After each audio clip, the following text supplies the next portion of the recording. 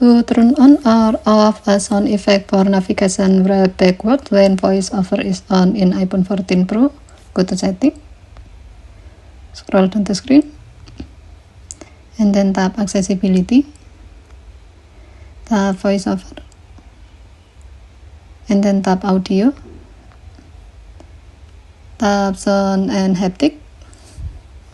Under interaction section, tap navigation backwards. Now tap the on option next to sound to enable or disable this option.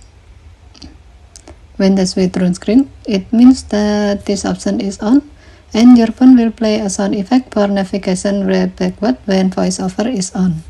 If needed, you can tap preview to listen how the sound will look like when it's enabled. Okay, thank you for watching. Have a nice day.